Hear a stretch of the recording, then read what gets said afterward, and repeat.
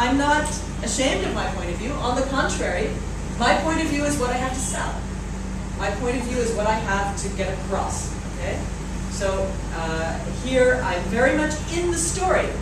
This opens up, wrapped in a musky blanket under a fan that was frantically trying to beat the air free of mosquitoes. Exhaustion was finally overtaking me when I vaguely felt something nuzzle my left hand.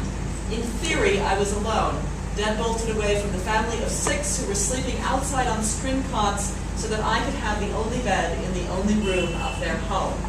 At the second nudge, definitely mammalian, adrenaline flooded my body, sending me shrieking into an upright position.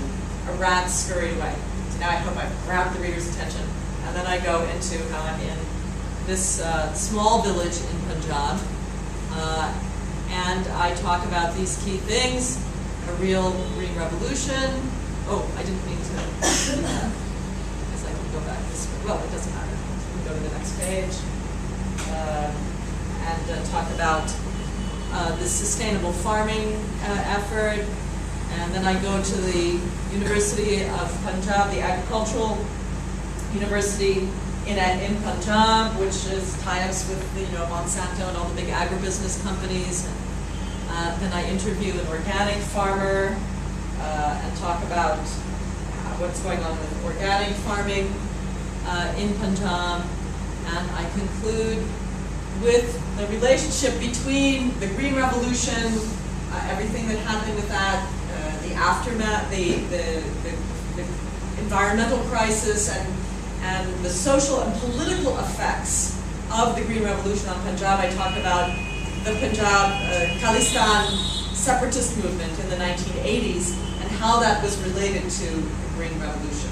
Okay, so each part of this 5-part article is about 1,400 to 1,500 words. So all in all, times 5, it's like a 7,000-word piece, which is a fairly substantial piece for a magazine. 6,000, 7,000 words, that's a long-form magazine piece, and the 5 together end up with that. And I'm really, ranging across a wide spectrum of issues. I'm talking about environmental issues, I'm talking about social issues, I'm talking about political issues, I'm going into history, I'm coming back to the present, and I do not take myself out of the story at any point. I'm in the story. I don't pretend I'm not in the story. It is about my analysis and my impressions of the story. If I were doing this same piece as a reporter, how would I do it differently? You wouldn't be in the story. Yeah, I wouldn't be in the story, right? It would be quote-unquote objective. Right? Even though, of course, we all know that nothing is ever completely objective. But one of the goals of ethical reporting journalism is to try to be as objective as possible and to try to be based really on facts, on actual quotations, with real people. There's some issues with this lately in some reporting.